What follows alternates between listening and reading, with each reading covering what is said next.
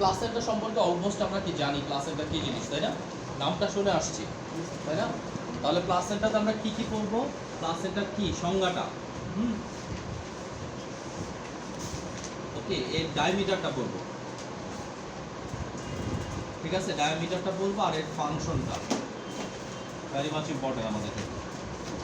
ওকে, তাহলে আমরা একটু দেখি প্লাসেন্টার ফাংশনটা কি, কাকে বলাটা একটু লিখে নেন আপনারা। লিখতে হবে না, বইয়ে যদি দাগানো থাকে তাহলে এখানেও দাগাতে পারেন। কি বলছে? প্লাসেন্টা হচ্ছে কত পেজ আপনাদের বই? 57 পেজ। দেখেন আমি একটু পড়ি।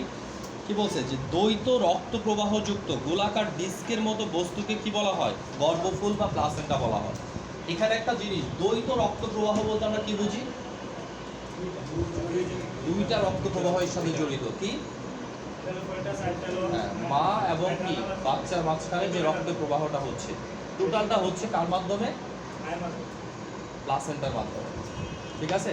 তাহলে প্লাসেন্টা এমন একটা এন্ডোক্রাইন গ্ল্যান্ড, যে এন্ডোক্রাইন গ্ল্যান্ডটার একটা বৈশিষ্ট্য কি? দ্বৈত রক্ত প্রবাহযুক্ত। কারণ কি এখানে বাচ্চার রক্ত আসতেছে, আবার কি এখান থেকে মায়ের রক্ত বাচ্চার শরীরে যাচ্ছে। ওকে, তাহলে আমরা কি বললাম? যে দ্বৈত রক্ত প্রবাহযুক্ত গোলাকার ডিস্কের মতো বস্তুকে কি বলা হয়? প্লাসেন্টা বলা হয়। প্লাসেন্টার দুইটা অংশ থাকে, ঠিক আছে? কয়টা অংশ প্লাসেন্টার? দুইটা অংশ থাকে। কি কি অংশ? একটা হচ্ছে ম্যাটারনাল সারফেস, একটা হচ্ছে কি ফিটাল সারফেস, তাই না? ম্যাটারনাল সারফেসটা কি জিনিস? যে অংশটা মায়ের শরীর, এটা মনে করেন প্লাসেন্টা। তাহলে আমরা বলতেছি দুইটা সারফেস থাকে। একটা সারফেস কি মায়ের শরীরের সাথে লাগানো থাকে। আমার এই হাতটা দেখেন, দুইটা সারফেস আছে, তাই না? তাহলে যেটা আমার শরীরের সাথে লাগানো আছে এটা কি? মায়ের শরীরের সাথে যে সারফেসটা লাগানো থাকবে এটা কি? Maternal surface. আর বাচ্চার সাথে যে অংশটা কি লাগানো থাকবে এটা কি? Fetal surface. ঠিক আছে? তাহলে প্লাসেন্টার দুইটা সারফেস থাকবে, একটা হচ্ছে ফিটাল সারফেস, একটা কি ম্যাটারনাল সারফেস। যে অংশটা বাচ্চার সাথে লাগানো থাকবে এটা কি? ফিটাল সারফেস, আরেকটা কি মায়ের সাথে লাগানো থাকবে? Maternal surface. নেক্সট ওয়ান দেখেন, স্ট্রাকচারটা আমরা যদি একটু দেখি, এর ব্যাস বা ডায়ামিটার কত? 15 থেকে 20 সেন্টিমিটার। বাকিগুলো আমাদের একটু করি। পুরুত্ব কত? 2.5 সেন্টিমিটার। ওজন প্রায় 500 গ্রাম, হাফ কেজি ওজন। অ্যাপ্রক্সিমেট কি? ছোট না, তাই না? হাফ কেজির মতো কি ওজন, লিভারের চেয়েও বড়, তাই না? হাফ কেজির মতো ওজন। আচ্ছা, গর্ভ অবস্থায় বাচ্চা এবং প্লাসেন্টার অনুপাতটা একটু দেখেন। অনুপাতটা মনে রাখতে হবে যে গর্ভ অবস্থায় বাচ্চা এবং প্লাসেন্টার অনুপাত কীরকম হয়। একদম প্রথম মাসে, চতুর্থ মাসে আর জন্মকালীন দুইটা। দেখেন প্রথম মাসে কি বাচ্চার প্লাসেন্টার সাইজটা কি অনেক ভেরিয়েশন, এরকম, ঠিক আছে? বাচ্চার তুলনায় প্লাসেন্টাটা কি প্রায় অনেক বড় থাকে। চতুর্থ মাসে এসে কি হয়ে যায়? বাচ্চা বড় হতে থাকে, কিন্তু প্লাসেন্টা কিন্তু আর বড় হয় না, ঠিক আছে? চতুর্থ মাসে এটা সমান হয়ে যায়। যখন নবম মাস পরে বাচ্চার জন্মের সময় হয়ে যায়, ডেলিভারির সময় হয়ে যায়, তখন আবার কি হয়? বাচ্চার সাইজ ফিটাসের সাইজের চেয়ে অ্যাপ্রক্সিমেট কত? প্রায় 7 গুণ বড় হয়ে যায়। ঠিক আছে? তাহলে আমরা মনে রাখবো ফার্স্ট মান্থ, এরপরে কি ফোর্থ মান্থ, তারপরে কি একদম জন্মকালীন বা জন্মের আগে আগে বাচ্চাটার অবস্থা। ঠিক আছে? তাহলে আমরা একটু আবারও বলি, প্লাসেন্টা কাকে বলে? প্লাসেন্টা হচ্ছে একটা গোলাকার ডিস্কের মতো অংশ, ঠিক আছে? যে ডিস্কের মতো অংশে কি থাকে? দ্বৈত রক্ত প্রবাহ থাকে, ঠিক আছে? এই প্লাসেন্টার দুইটা সারফেস থাকে। একটা সারফেস মায়ের শরীরের সাথে লাগানো থাকে, এটাকে ম্যাটারনাল সারফেস বলে। একটা সারফেস কি বাচ্চার সাথে লাগানো থাকে, এটা কি ফিটাল সারফেস বলে। প্লাসেন্টার ডায়ামিটার কত? প্লাসেন্টার পুরুত্ব কত? প্লাসেন্টার ওজন কত? প্লাসেন্টার আর ফিটাসের অনুপাত কত? ঠিক আছে? তাহলে 3টা মাস শুধু মনে রাখলে হবে, তাই না? ফার্স্ট মান্থকে আমরা কি বলতেছি? যে প্লাসেন্টা অনেক বড়, বাচ্চা একেবারে কি ছোট, 6 ভাগের 1 ভাগ। ফোর্থকে আমরা কি বলতেছি? সমান সমান, অ্যাপ্রক্সিমেট সমান সমান। একেবারে লাস্ট নবম মাসকে আমরা কি বলতেছি? প্রায় 7 গুণ বড় হয়ে যায়। ওকে, এইবার আসেন ফাংশন। ফাংশন অলমোস্ট আমরা জানি, এরপরেও কি জাস্ট ফাংশনগুলো আলোচনার জন্য আমি করে দিচ্ছি। কি বলছে? প্রথম হচ্ছে নিউট্রিটিভ ফাংশন বা নিউট্রিটিভ ফাংশন। নিউট্রিটিভ মানে কি? পুষ্টিগত, তাই না? তাহলে কি বাচ্চা এবং মায়ের ভিতরে যে সার্কুলেশন হয়, এই সার্কুলেশনে শুধু এমন না যে মায়ের শরীর থেকে বাচ্চার শরীরে শুধু অক্সিজেন যাচ্ছে, রক্তের মাধ্যমে যতগুলা জিনিস কি হয় সার্কুলেটেড হয় আমাদের শরীরে, প্রত্যেকটা জিনিসই কিন্তু এখানে কি হচ্ছে? সার্কুলেটেড হচ্ছে। দেখেন ওই গর্ভ থাকাকালীন কোনো বাচ্চা কি খাবার খায়? মুখ দিয়ে কোনো খাবার খায়, নাক দিয়ে কোনো নিঃশ্বাস নেয়, তাহলে যত ধরনের পুষ্টি উপাদান আছে সকল পুষ্টি উপাদান সে কি কোনো না কোনোভাবে অবশ্যই কি মায়ের শরীর থেকেই নিয়ে নেয়। ঠিক আছে, তাহলে ম্যাটারনাল সারফেস বা ম্যাটারনাল বডি থেকে কি বিভিন্ন পুষ্টি উপাদান বাচ্চার শরীরে নিয়ে যাচ্ছে, এটা একটা ফাংশন। আবার কি ম্যাটারনাল সারফেস থেকে বা ম্যাটারনাল বডি থেকে অক্সিজেন বাচ্চার শরীরে নিয়ে যাচ্ছে, এটাও একটা ফাংশন। আবার আমরা যদি বলি শুধু অক্সিজেন না, এবার বাচ্চার শরীর থেকে কি হচ্ছে, বাচ্চার শরীর থেকে কি যেহেতু পুষ্টি নিয়ে আসছে, তাহলে কি বাচ্চার শরীর বজ্রগুলো তৈরি করছে না, নাইট্রোজেন ঘটিত বজ্র যেটা পায়খানা প্রস্রাবের মাধ্যমে বের হয়ে যেত, ওইটা কি বাচ্চার শরীর থেকে মায়ের শরীরে আবার ফেরত দিচ্ছে। মায়ের কিডনি এটাকে কি করতেছে, ফিল্ট্রেট করে বের করে দিচ্ছে। আবার যদি বলি কার্বন ডাই অক্সাইড বাচ্চার শরীর থেকে মায়ের শরীরে কি রক্ত প্রবাহের মাধ্যমে চলে আসতেছে, এবং মায়ের শরীরে লাংস কি করতেছে, আবারও এক্সচেঞ্জ করতেছে। ঠিক আছে, তাহলে এই কাজগুলো প্রাথমিকভাবে হচ্ছে। এরপরে কি মানে যেটা আমরা বললাম রেসপিরেশন, এক্সপিরেশন সবগুলাকে আমরা কি এইভাবে বলে দিলাম। এবার প্রোটেক্টিভ ব্যারিয়ার, ঠিক আছে, হ্যাঁ আপনি জাস্ট এখানে লিখবেন কি, হ্যাঁ প্লাসেন্টা, ঠিক আছে, এখানে লিখবেন কি প্লাসেন্টা। কোথায় দেখি বর্ষা কোন জায়গার কথা বললেন, এখানে লিখবেন প্লাসেন্টা, এই যে এখানে দেখেন প্লাসেন্টা, ঠিক জন্য বলছি এগুলো একটু লিখে নেন, নাহলে দেখবেন ওই সময় এলোমেলো লাগবে।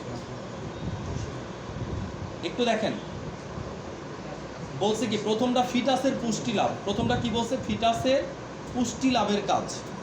ঠিক আছে, এখানে জানেন বলতে কি বোঝায়, ফিটাস, ফিটাসের পুষ্টি লাভের কাজ বলছে ভ্রূণ প্লাসেন্টার মাধ্যমে মাতৃরস থেকে পুষ্টি কি লাভ করে ক্রমান্বয়ে বৃদ্ধিপ্রাপ্ত হয়। কি কি পুষ্টি হয়, glucose, lipid, amino acid, vitamin, mineral, electrolyte ইত্যাদি প্লাসেন্টার মাধ্যমে ভ্রূণ থেকে কি পেয়ে থাকে।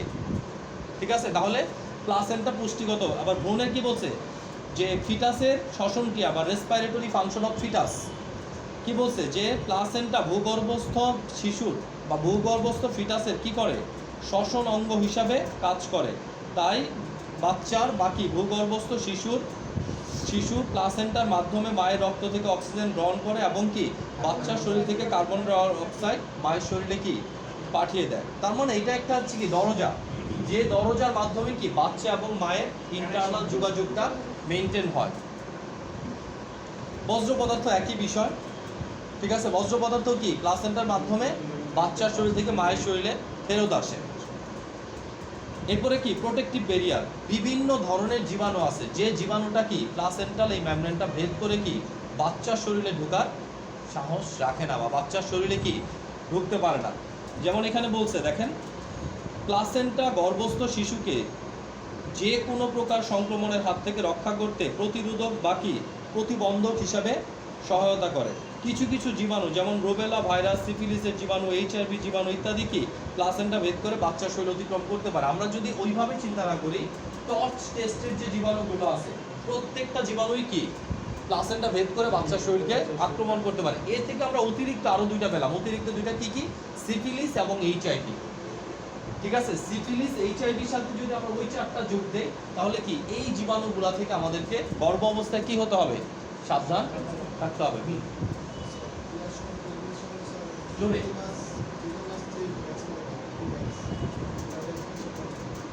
আচ্ছা, টিটি ভ্যাক্স যেটা দিচ্ছে দেখেন, টিটি মানে কি, টিটি মানে কি, ক্লস্ট্রিডিয়াম টিটানি নামক একটা জীবাণু আছে যেটার কারণে কি টিটেনাস নামক রোগ হয়। ঠিক আছে, ওই টিটেনাস থেকে বাঁচার জন্য কি দিচ্ছে, এই রোগটা ইয়াটা দিচ্ছে। আরেকটা বিষয় হচ্ছে কি টিটেনাসের জীবাণুটা বেশিরভাগ ক্ষেত্রে কি যে যদি আমাদের পুরানো লোহা, পুরানো মাটি টাটি এগুলোর ভিতরে কি কোনো জায়গায় কেটে যায়, তাহলে ওইখানে কি টিটেনাসের জীবাণুটা স্পোর ফর্মিং ব্যাকটেরিয়া তো স্পোর ফর্ম করে সারা জীবন কি মানে হাজার বছর কি বেঁচে থাকতে পারে তারা। হ্যাঁ, বাট যখনই ওইখানে কি বায়োলজিক্যাল মেমব্রেনের সংস্পর্শে যাবে তখনই এটা কি রক্তের ভিতরে ছড়ায় যাবে এবং কি রক্তে বংশবৃদ্ধি করতে পচন টাইপের জিনিস ধরবে। টিটেনাসের পড়বেন আমাদের ধনুষ্টঙ্কার বলি না, ধনুষ্টঙ্কারের বাংলা ইংরেজি হচ্ছে কি টিটেনাস। শরীরের মাংসপেশিগুলো ক্র্যাম্প করে ধনুকের মতো শরীরটা কি বাঁকা হয়ে যায়। ঠিক আছে, নিউরোলজিক্যাল মাসকুলার দুই ধরনের প্রবলেমই কি শরীরে ডেভেলপ করে। নেক্সট ওয়ান আসেন,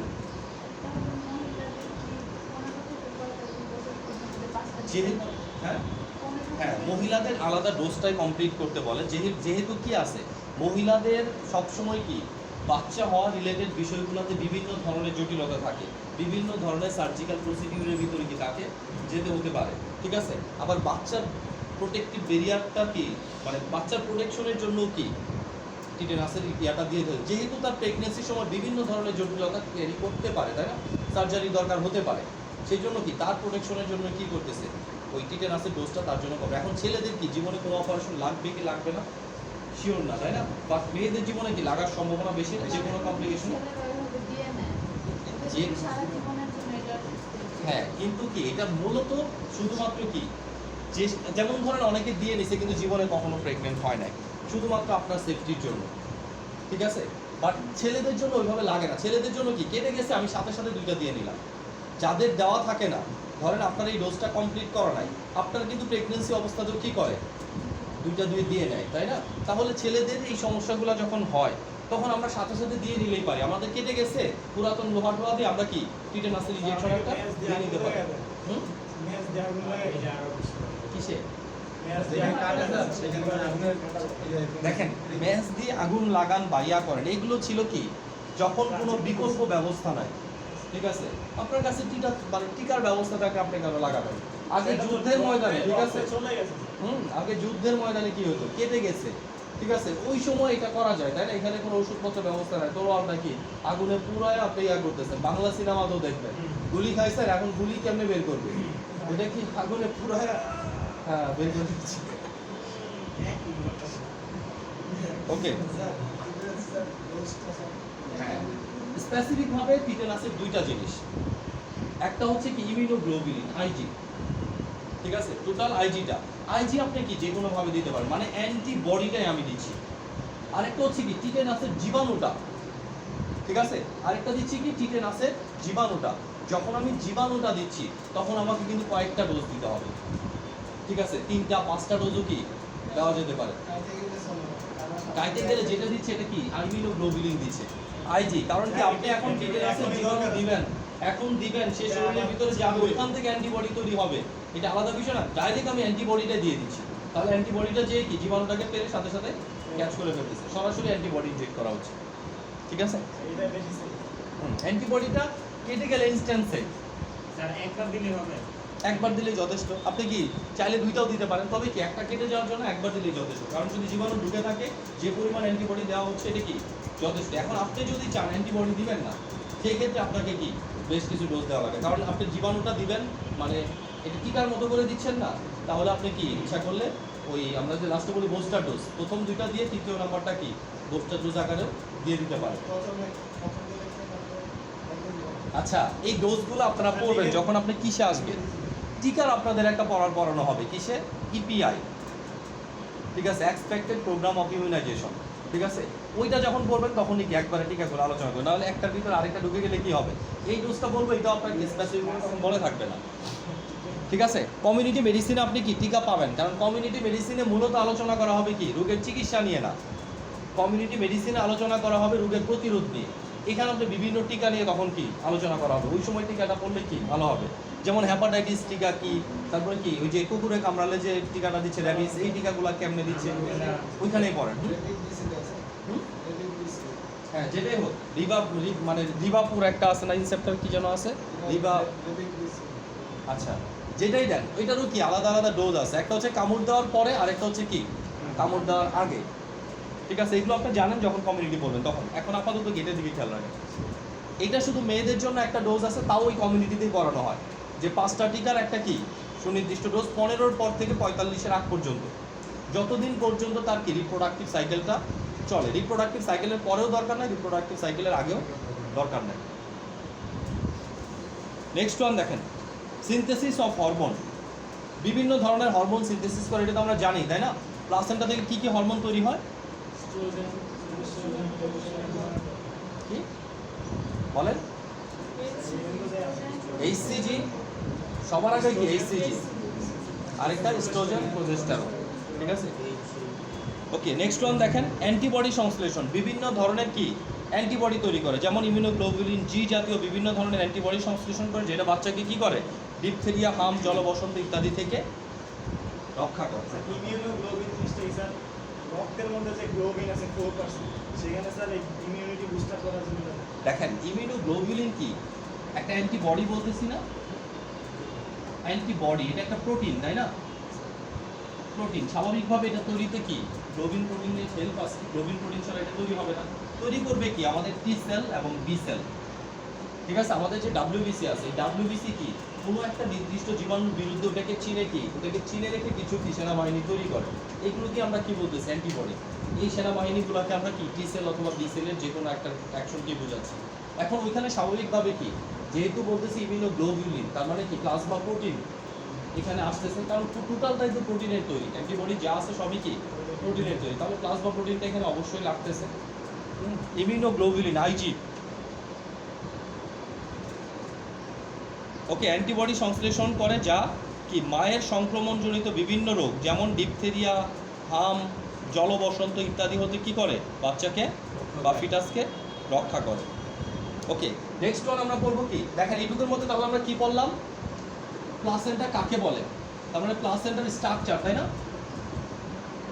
স্ট্রাকচারটা একটু মনে রাখবেন, বিশেষ করে কি অনুপাতটা আর কি ডায়ামিটার এবং ওজনটা, গুরুত্বটা মনে রাখতে হবে।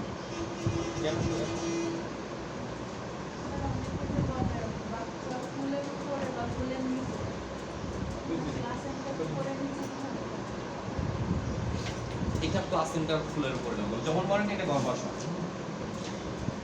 এটা কি? এটা হচ্ছে প্লাসেন্টা, দেখেন এটা হচ্ছে প্লাসেন্টা। এখন কথা হচ্ছে প্লাসেন্টা আগে তৈরি হয় না, বাচ্চা ধীরে ধীরে পরে ডেভেলপ করে। দেখেন প্লাসেন্টা এসে পড়তেছে কোথায়? এই দিক দিয়ে পড়তেছে না? এখন এই প্লাসেন্টা থেকে প্লাসেন্টাটা কোন জায়গায় তৈরি হবে? যে জায়গায় এসে কি ব্লাস্টোসিস্টটা বসবে, সেখান থেকে কি প্লাসেন্টা তৈরি। এখন ব্লাস্টোসিস্ট যদি নিচে এসে পড়ে তাহলে প্লাসেন্টা কোথা থেকে তৈরি হবে? এখান থেকে তৈরি হবে, বাচ্চা কি উপরে থাকবে। সাধারণত কি পোস্টেরিয়র অ্যাবডোমিনে, পেছনের অ্যাবডোমিনে কি এটা এসে পড়ে, ওইখানে কি হয় প্লাসেন্টাটা তৈরি হয়, বাচ্চাটা কি এইভাবে ইয়া হতে থাকে। এখন ব্লাস্টোসিস্ট যদি অ্যাক্সিডেন্টলি কখনো নিচে চলে আসে, অ্যাক্সিডেন্টলি কখনো সামনে এসে পড়ে, যেখানে ব্লাস্টোসিস্টটা এসে পড়বে প্লাসেন্টাটা কি ওইখান থেকে তৈরি হবে। তাহলে ব্লাস্টোসিস্টটা যদি এসে কি একেবারে সার্ভিক্সের উপরে কাছাকাছি কোনো জায়গায় পড়ে, তাহলে সার্ভিক্সটা যেহেতু নিচে থাকতেছে তার উপরে যদি প্লাসেন্টা তৈরি হয়, প্লাসেন্টার উপরে কি হচ্ছে বাচ্চাটা থাকতেছে, সেই ক্ষেত্রে কি ডেলিভারির সময় বিশাল প্রবলেম হবে। দেখা যাবে আগেই প্লাসেন্টা কি ইয়া হয়ে যাচ্ছে, বাচ্চার পজিশনটা ঠিক থাকবে না, কারণ প্লাসেন্টা যখন বড় বাচ্চাকে পজিশনগতভাবে কি বিভিন্ন রকম হ্যাম্পার করবে। বেশিরভাগ ক্ষেত্রে সিজারিয়ান সেকশন কি দরকার হয়, আল্ট্রাসোনোগ্রাম করলেই কি বোঝা যাবে প্লাসেন্টাটা কি কোথায়, ঠিক আছে, পজিশন সব কিছু ঠিক আছে কিনা। ওকে, তার মানে কি বাচ্চা উপর নিচে ডিপেন্ড করতেছে ব্লাস্টোসিস্টটা কোথায় এসে পড়তেছে, হ্যাঁ কোথায় এসে পড়তেছে। ব্লাস্টোসিস্ট যদি ঠিক জায়গায় এসে পড়ে সব কিছুই কি ঠিক। তার মানে কি বাচ্চা উপরে থাকতে পারে, প্লাসেন্টা নিচে থাকতে পারে, প্লাসেন্টা উপরে বাচ্চা নিচে, এটাই স্বাভাবিক। প্লাসেন্টা থাকে পেছনের দিকে, বাচ্চা থাকে কি সামনের দিকে, এতে ডেলিভারিটা নর্মাল স্বাভাবিক অবস্থা। তার মানে বেশিরভাগ ক্ষেত্রে মনে রাখতে হবে প্রায় কি 100-র ভিতরে এই 95%, 96% কি পোস্টেরিয়র অ্যাবডোমিনাল ওয়ালে প্লাসেন্টা তৈরি হবে।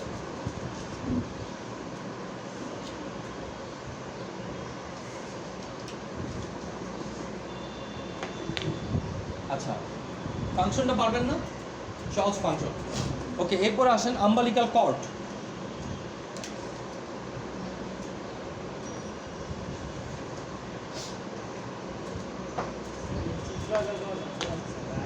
লাগবে না চিত্র। আসেন আম্বালিকাল কর্ড। প্রথমে আম্বালিকাল কর্ড কাকে বলে? আম্বালিকাল কর্ড মানে কি, যদি এটা প্লাসেন্টা হয়ে থাকে, এটা যদি প্লাসেন্টা হয়ে থাকে তাহলে কি প্লাসেন্টা থেকে একটা লাইন আসতেছে, ঠিক আছে, এই লাইনের ভিতরে কি বাচ্চা ধীরে ধীরে কি বড় হচ্ছে, তাই না? বাচ্চার সাথে কি বিভিন্নভাবে লাইনটা কি সরাসরি সংযোগ থাকতেছে। এখন কথা হচ্ছে যে এই যে রশির মতো যে অংশটা, এটাকে আমরা কি বলতেছি? প্লাসেন্টাল আম্বালিকাল কর্ড বলতেছি, বা প্লাসেন্টাল কর্ডও বলতে পারি আমরা, ঠিক আছে। প্লাসেন্টা থেকে যে কর্ড বা দড়ির মতো অংশটা বের হচ্ছে এটাকে আমরা কি বলতেছি? প্লাসেন্টাল কর্ড অথবা আম্বালিকাল কর্ড। ওকে, নেক্সট ওয়ান দেখেন, সংজ্ঞাটা আমরা পড়ি। যে নালীর মাধ্যমে গর্ভস্থ ভ্রূণ মাতৃদেহ থেকে পুষ্টি লাভ করে তাকেই কি বলা হয়? আম্বালিকাল কর্ড বলা হয়। এটা দেখতে কার মতো? দড়ির মতো, ঠিক আছে, এতে কি থাকে? দুইটা আম্বালিকাল আর্টারি থাকে, দুইটা আম্বালিকাল ভেইন থাকে।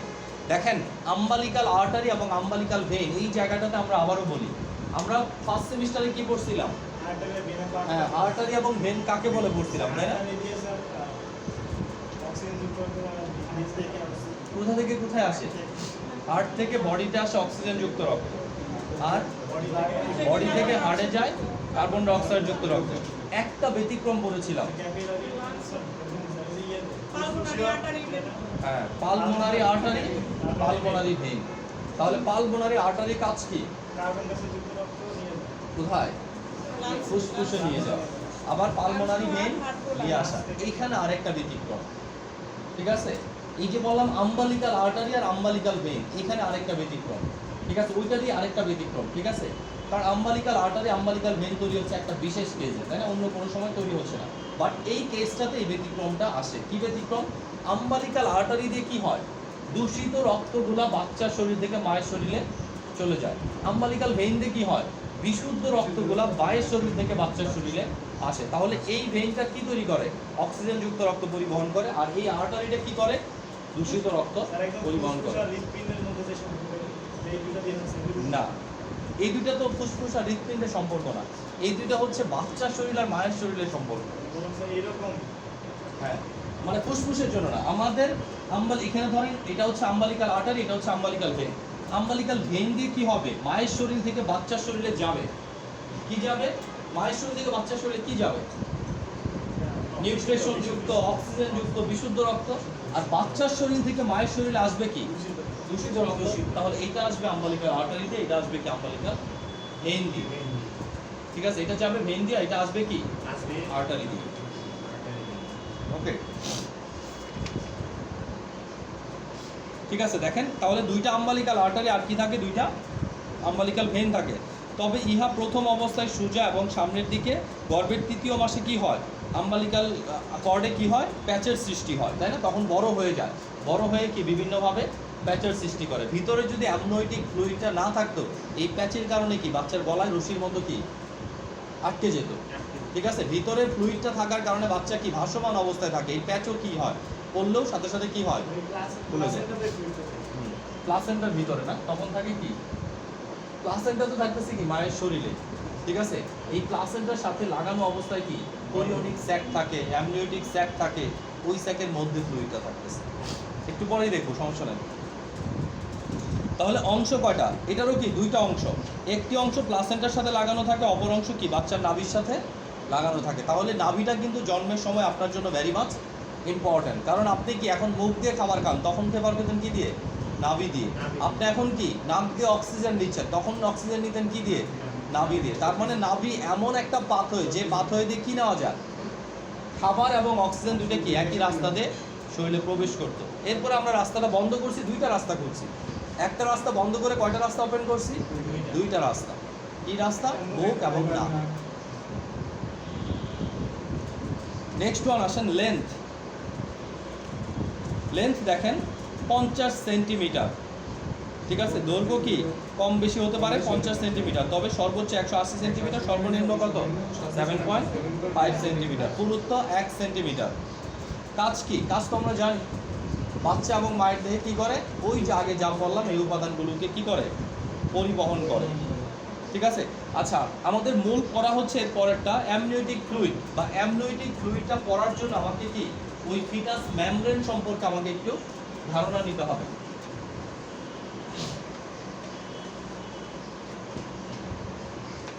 দেখেন ফিটাস মেমব্রেনটা কি জিনিস বলছে? ফিটাসের চারপাশে একটি পাতলা পর্দার মতো আবরণ থাকে। সেই পর্দার মতো আবরণকে কি বলা হচ্ছে? বুঝলেন?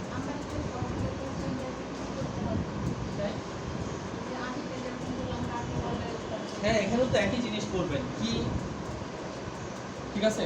আম্বালিকাল কর্ডটা কি, সাইজ কত, ঠিক আছে, কাজ কি।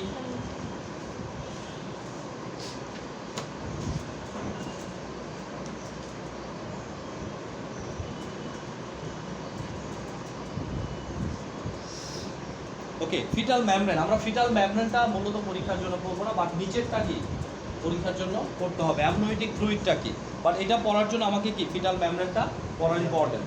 তাহলে আমরা ফিটাল মেমব্রেনটা প্রথমে কি বললাম, কাকে বলে? কাকে বলে? হ্যাঁ, চারপাশে যে পাতলা পর্দা থাকে সেই পর্দাটাকে আমরা কি বলতেছি? ফিটাল মেমব্রেন বলতেছি। দেখেন পর্দাটা দুইটা পার্ট থাকে। কয়টা? একটা হচ্ছে কোরিওনিক পার্ট আর একটা হচ্ছে কি অ্যামনিয়ন। একটা কোরিয়ন আর একটা কি অ্যামনিয়ন। কোরিয়ন হচ্ছে কোনটা? বাইরেরটা। ঠিক আছে, কোরিয়ন হচ্ছে কোনটা? বাইরেরটা। তাহলে টোটাল এটা যদি আমার কি ইয়াটা হয়ে থাকে, এই বাইরেরটা হচ্ছে কি কোরিয়ন, ভিতরেরটা হচ্ছে কি অ্যামনিয়ন। ঠিক আছে, ভিতরেরটা কি অ্যামনিয়ন। এই অ্যামনিয়নের ভিতরে কি থাকে? বাচ্চা থাকবে। এর ভিতরে এক ধরনের ফ্লুইড জমা হবে, যে ফ্লুইডের মধ্যে কি বাচ্চা ভাসমান অবস্থাতে কি বড় হতে থাকবে। হ্যাঁ, অ্যামনিয়টিক ফ্লুইড। হ্যাঁ, লিকুইডই থাকে। ফ্লুইড তো বলতেছি না, ফ্লুইড কি লিকুইড না? ঠিক আছে, তাহলে একটু দেখেন, বলছি পার্ট দুইটা। একটা হচ্ছে কোরিয়নি। কোরিয়নটা কি বলতেছি? ইহা বাইরের অংশ যা বেশ মোটা, শক্ত এবং কি সহজে ছিঁড়ে যায়। সহজে কি হতে পারে? এটা রাপচার হয়ে যেতে পারে। আরেকটা হচ্ছে অ্যামনিয়ন। অ্যামনিয়ন কি? ভিতরের আবরণ যা মসৃণ, পাতলা, স্বচ্ছ এবং বেশ কঠিন। এটা মসৃণ পাতলা, বাট কিন্তু ছিঁড়াটা তো সহজ না। ঠিক আছে, প্রসবের সময় ইহা কি করে? ছিঁড়ে যায় না। প্রসবের সময় ইহা ছিঁড়ে যায় না। এর ভেতরে কি অ্যামনিওটিক ফ্লুইড থাকে, যার মধ্যে কি হয়? আম্বালিকাল কর্ড এবং ফিটাস ভাসমান অবস্থায় থাকে। তার মানে আম্বালিকাল কর্ড এবং ফিটাস সব কিছুই কি ভাসমান অবস্থায় এটার ভিতরে থাকে। জন্মের সময় হ্যাঁ, গায়ে যে ফ্লুইডটা লেগে থাকে, গায়ে যে পর্দাগুলো ইয়ার করে ছাড়াচ্ছে সব এটা। ঠিক আছে, দেখেন না এক ধরনের ফ্লুইড বের হয় না যখন একটা আপনি গরু, ছাগল এদের কারো ইয়া দেখেন না, ডেলিভারি দেখেন না, ওইটা কি হয়? এক ধরনের রস বের হয় প্রথমে। যে রসটা বের হয়ে যাচ্ছে এটাই হচ্ছে কি অ্যামনিওটিক ফ্লুইড। অনেক মহিলারও আছে কি দেখা যায় ডেলিভারির আগেই কি হচ্ছে? পানি ভেঙেছে। এই পানিটা কিসের পানি? এই অ্যামনিওটিক ফ্লুইডটা কি হচ্ছে? নর্মালি এটা ছিদ্র হয় না, বাট এটা ছিদ্র হয়ে কি হচ্ছে? বাচ্চার হাতের গোটাতে ছিদ্র হয়ে এটা লিকেজ হয়ে গেছে। লিকেজ হয়েছে, পানি বের হচ্ছে। এই পানিটাকে ফিল আপ করার জন্য কি করে? স্যালাইন দিয়ে রাখে। যদি ট্রু পেইন শুরু হয় তাহলে তো নর্মাল ডেলিভারি করা সম্ভব, বাট যদি ট্রু পেইন শুরু না হয়, পানি যদি বের হতেই থাকে, তাহলে কি সিজারিয়ান সেকশনে চলে যেতে হবে। তা না হলে দেখা যাবে কি যখন পানি আসে এটা তো চারদিকে ভরা, তাই না? যখন পানি ধীরে ধীরে চাপবে, বেড়ে কি হবে? চেপে বাচ্চার মুখে ঢুকে সব কি হবে? আটকা যাবে। বাচ্চা কি শ্বাস বন্ধ হয়ে বা মুভমেন্ট কিছুক্ষণ কমে যায়, ধীরে ধীরে কি মারাও যেতে পারে। না, শ্বাস বন্ধ হবে না, বাচ্চা মুখে পড়ে কি হবে? লক করে ফেলবে বাচ্চাকে টোটালি। তখন দেখা যাবে কি প্লাসেন্টার কাজটা অত ভালোভাবে হচ্ছে না। ধীরে ধীরে আস্তে আস্তে কি মুভমেন্ট কমে যাবে। দেখবেন বা বলে না যে বাচ্চা লড়তেছে না, এই সময় বাচ্চা লড়নটা একটু বেশি হওয়ার কথা, বাট কি এই টাইপের সমস্যা হলে বলবে বাচ্চা মুভ করতেছে না। বাচ্চা মুভ না করলে ধীরে ধীরে কি মারাও যেতে পারে। একেবারে এক জায়গায় স্থিতিভাবে থাকতে থাকতে কি চাপে মারাও যেতে পারে বাচ্চা। ঠিক আছে, সেই জন্য আমরা বেশিক্ষণ দেরি করে না, 4 ঘন্টা 5 ঘন্টা দেরি করতে পারে স্যালাইন দিয়ে রেখে। ঠিক আছে, এর মধ্যে যদি ঠিক হয়ে গেল তাহলে দেখে, আর না গেলেই কি করবে? সিজার করে নিবে। কারণ বাচ্চার এখানে অনেকগুলো প্রবলেম হতে পারে। বাচ্চা এখানে প্রস্রাব করে দিতে পারে, পায়খানা করে দিতে পারে, প্রস্রাব পায়খানা আবার খেয়ে ফেলতে পারে, মুখ দিয়ে কি ঢুকে যেতে পারে। বিভিন্ন ধরনের প্রবলেম কি অ্যারাইজ হওয়ার সম্ভাবনা অনেক বেশি। নেক্সট ওয়ান, তাহলে এইটুকু তো আমরা বুঝলাম। এখন অ্যামনিয়ন আর মানে একটা হচ্ছে কি কোরিয়ন আর একটা কি অ্যামনিয়ন। অ্যামনিয়নের মধ্যে যে ফ্লুইড থাকে তাকে আমরা কি বলতেছি? Amniotic fluid. দেখেন এটার গুরুত্বটা কি। তাহলে আমরা পরেরটা পড়ি। অ্যামনিওটিক ফ্লুইড বা লিকুইড অ্যামনিয়ন কাকে বলে? ইহা এক ধরনের পিচ্ছিল স্বচ্ছ পদার্থ যা কোরিয়নিক ভিলাই থেকে নিঃসৃত হয়ে অ্যামনিয়ন স্যাক বা অ্যামনিয়ন থলির ভিতরে কি হয়? পূর্ণ থাকে। গর্ভের প্রাথমিক অবস্থায় ইহা স্বচ্ছ এবং নির্মল থাকলেও ধীরে ধীরে ইহা ঘন, ঘোলাটে এবং ভুসির মতো কি বর্ণ ধারণ করতে থাকবে। তার মানে যত দিন যাবে এটা কি হবে? কনসেন্ট্রেটেড হবে, তত কি এটা চেঞ্জ হবে, এটা কালারটা কি হবে? চেঞ্জ হবে। কারণ প্রথমে তো কি ফ্লুইড থাকে, বাচ্চা একেবারে ছোট। ঠিক আছে, এরপরে কি বাচ্চা বড় হবে, বিভিন্ন কি কারণে এটা কি হবে? ধীরে ধীরে চেঞ্জ হতে থাকবে। এটা ঘোলা হয়ে যাবে, ভুসির মতো বর্ণ ধারণ করবে। কতটুকু থাকে? 400 থেকে 1500 ml পর্যন্ত থাকতে পারে। গড়ে কত? 800 ml থাকতে পারে ফ্লুইড। তার মানে গড়ে 800 ml, ধরেন 1000 ml ফ্লুইডের ভিতরে 1 লিটার ফ্লুইডের ভিতরে কি একটা পরিপূর্ণ মানব দেহ গড়ে উঠছে। তাহলে এমন একটা মিডিয়া এটা। ঠিক আছে, আপনারা দেখবেন মাঝে মাঝে কিছু সায়েন্স ফিকশন মুভি দেখায় না? ঠিক আছে, ক্লোনিং টাইপের সায়েন্স ফিকশনগুলো যদি দেখেন, যেখানে ক্লোন করতেছে, ঠিক আছে, এই ক্লোনগুলোকে কিসের মধ্যে রাখে? সবসময় ফ্লুইডের ভিতরে রাখে। ঠিক আছে, এই ফ্লুইডের মধ্যে কি ক্লোনগুলো ধীরে ধীরে বড় হয়। যখন সমস্যা হয়, এগুলো তো সাধারণত ভিলেনরাই করে। যেখানেই দেন আপনাকে কি কোনো কিছু বাসায় রাখতে হলে তার মিডিয়াতে রাখতে হবে। যেখানে ব্যাকটেরিয়াকে যদি বাচ্চায় রাখতে চান, গ্রো করতে চান, তাহলে তাকে তার মিডিয়ায় রাখতে হবে। দেখবেন কি সাধারণত ভিলেনরা এই কাজগুলো করে, বিশাল বিশাল করে তারা ইয়া তৈরি করে, পরে এসে ভাঙে যখন তখন কি বের হয়, ফ্লুইডের ভিতর থেকে তারা বের করে আসে।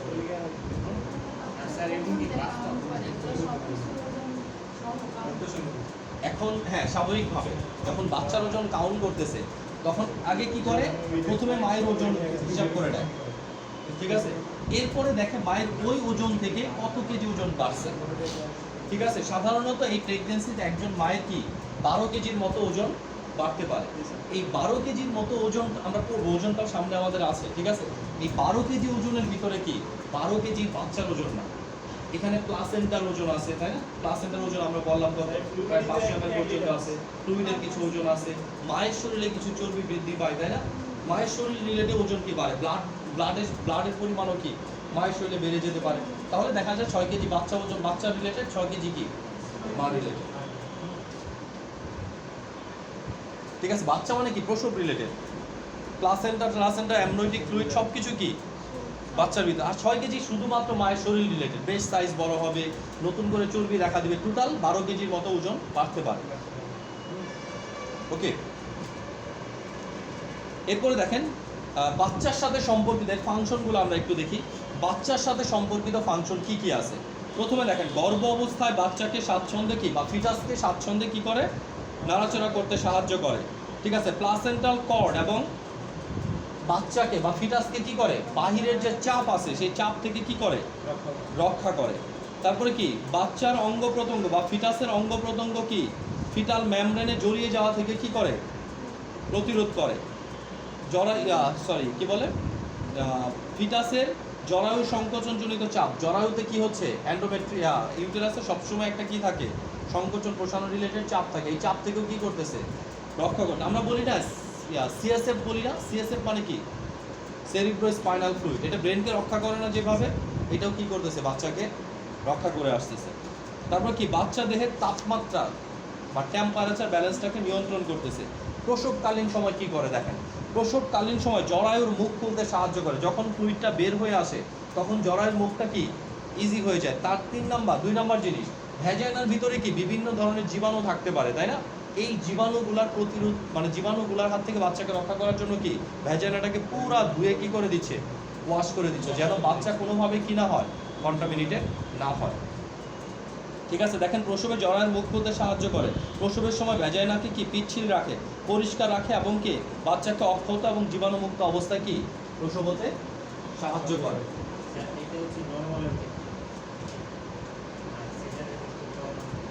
সিজারের ক্ষেত্রে তো বাচ্চা জানেই না কোন দিক থেকে বের হবে, তাই না? বাচ্চা কি ভ্যাজাইনাল ক্যাভিটিতে বের করে, তাহলে ডাইরেক্ট পেট কেটে বের করে নিয়ে আসে, এখানে তো সংক্রমণের চান্স কমই, ঠিক আছে। তবে সংক্রমণের চান্স কম, ঠিক আছে। তবে কি বাচ্চা যখন নর্মাল ডেলিভারিতে আসে, ঠিক আছে, তখন তাকে যে যুদ্ধটা করতে হয়, যে পরিশ্রমটা করতে হয়, নর্মাল ডেলিভারির সময় বুঝেই না, সেজন্য সিজারিয়ান সেকশনে সে বুঝেই না, কান্না করতে অনেক সময় দেরি না, তাই না? আর নর্মাল ডেলিভারিতে হওয়ার সাথে সাথে কি পৃথিবীতে এসেই তার দমটা কি মনে হয় থামলো, যুদ্ধটা থামলো। এই সময় কি হয়, আমাদের যে মস্তিষ্কের করোনারি স্নায়ুগুলো বোনগুলো আছে, এগুলো কি যথাস্থানে সুন্দরভাবে কি জয়েন্ট হয়ে যায়, ফিট হয়ে যায় চাপের কারণে। হ্যাঁ, আরেকটা কাজ হয়, এই চাপের কারণে সে যে এক্সট্রা অ্যাক্টিভিটিগুলো করতেছে, অ্যাক্টিভিটির কারণে তার শরীরে কিছু এক্সট্রা অ্যান্টিবডি তৈরি হয়, ইমিউনোগ্লোবুলিন তৈরি হয়, যে ইমিউনোগ্লোবুলিন তাকে কি ওই সময় বিভিন্ন রোগ জীবাণুর হাত থেকে কি রক্ষা করে। সেই জন্য দেখবেন যে সিজারিয়ান সেকশনে যে বাচ্চাগুলো আসতেছে, এগুলো কি বিভিন্ন রকম অ্যান্টিবডি কম থাকার কারণে বিভিন্ন রোগে কি আক্রান্ত হয়, বিশেষ করে কি ঠান্ডা রিলেটেড রোগগুলো আছে। পোল্ট্রি মুরগি ডিপেন্ড করতেছে, ঠিক আছে। যাই হোক, আমরা ধরতেছি তার রোগ হওয়ার সম্ভাবনা কি, ঠিক আছে, একটা নর্মাল ডেলিভারি বাচ্চার তুলনায় বেশি হয়। হ্যাঁ, আচ্ছা, যখন আপনার প্রি ম্যাচিউরড হচ্ছে, দেখেন যখন আপনার প্রি ম্যাচিউরড হয়ে গেছে, বাচ্চার কিন্তু স্কিন হয়ে গেছে, বাচ্চার কিন্তু স্কিন মিনিমাম কি 7 মাস, ঠিক আছে। কারণ কি আমরা যদি বলি 28 সপ্তাহ, ঠিক আছে, সাধারণত 28 সপ্তাহের উপরে যে বাচ্চাগুলো আছে, 28 সপ্তাহ বা তার উপরে, এই বাচ্চাগুলো ভায়াবল চাইল্ড বলা হয়। মানে কি এগুলো পৃথিবীতে আসলে এদেরকে বাঁচায় রাখা সম্ভব, কিন্তু 28 সপ্তাহের নিচে যদি কোনো বাচ্চা হয়, 6 মাসে যদি কেউ হয়ে যায়, এটাকে বাঁচানো কি সম্ভব? ঠিক আছে, যদি স্পেশাল কেয়ার ওরকম টেকনোলজি থাকে তাহলে হয়তো বা কি সম্ভব, কিন্তু কি আমাদের দেশে ওরকম টেকনোলজি নাই। আমরা কি এটাকে ইনকিউবেটর যেটা আমরা বলি, ঠিক আছে, ইনকিউবেটর কিন্তু মুরগির জন্য ইউজ করে। একটা নির্দিষ্ট তাপমাত্রায় বাচ্চাকে কিছুদিন রেখে দেয়, রেখে দিলে কি হয়, বাচ্চার বডির যে অন্য যে অর্গানগুলো ভালো করে ডেভেলপ করে না, এগুলো কি ধীরে ধীরে ডেভেলপ করে বাচ্চা আবার কি নর্মাল অবস্থায় চলে আসে, যেটা মায়ের গর্ভে কি ডেভেলপ করার কথা ছিল। ঠিক আছে, ওকে। মায়ের বুকের দুধই খাওয়ায়, ঠিক আছে, নিয়ে এসে রাখে। যদি ওইরকম কন্ডিশন থাকে তাহলে কি তাকে দেখবেন যে স্যালাইন দিয়ে রাখছে, বিভিন্ন কি পুষ্টি উপাদান দিয়ে রাখছে। দেখা যায় বাচ্চা এত দুর্বল হয়, প্রিম্যাচিউরড হয়েছে, যে তার কি দুধ যে সাক করবে এটা চাপায় কি এত জোর থাকে না, তখন তাকে কি অন্যভাবে খাওয়ানোর ব্যবস্থা করে। কিন্তু যদি সাক করার ক্ষমতা থাকে তাহলে সবচেয়ে আইডিয়াল খাবার কি, সবচেয়ে আইডিয়াল ফিড হচ্ছে তখন কি ব্রেস্ট ফিড।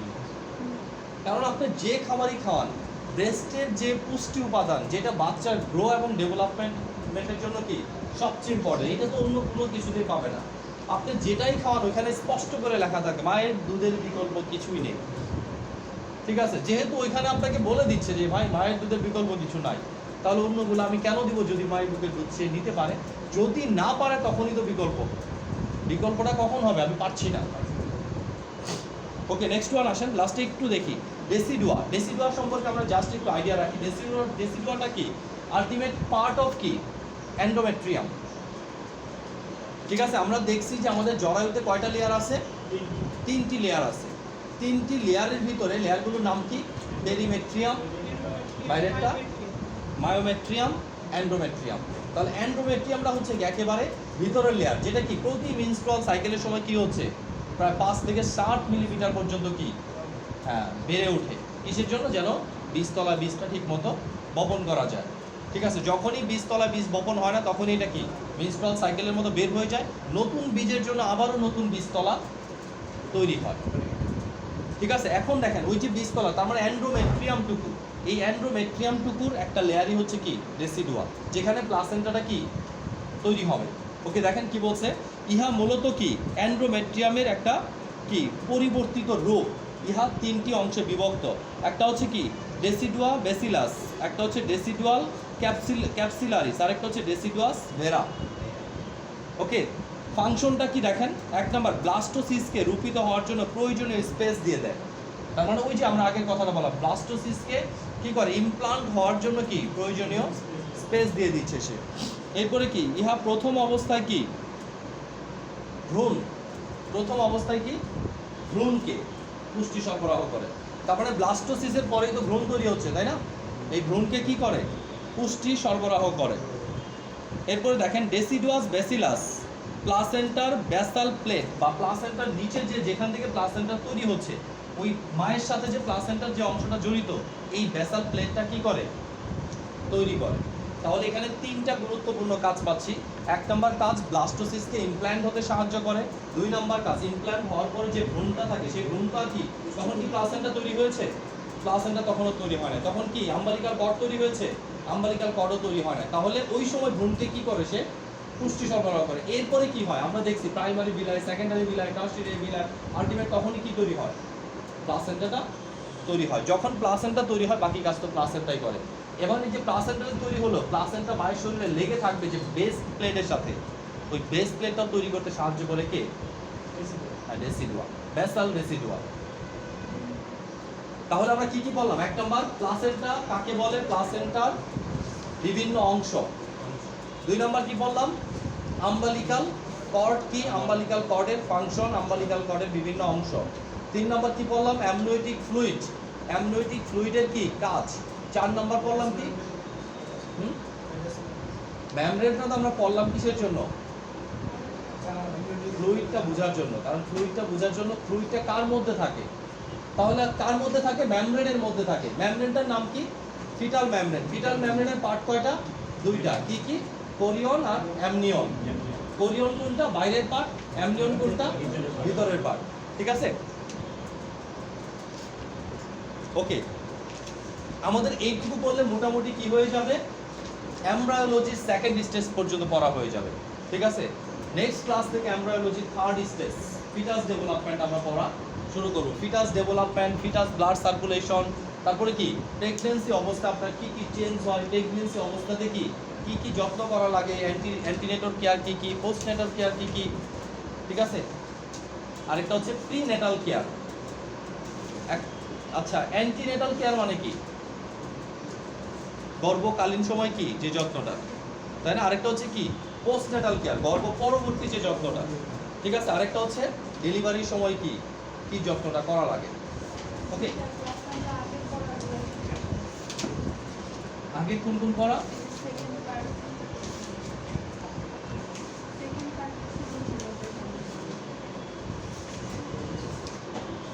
সেকেন্ড পার্ট দেখি একটু। আচ্ছা ঠিক আছে, এইটুকু পারবো।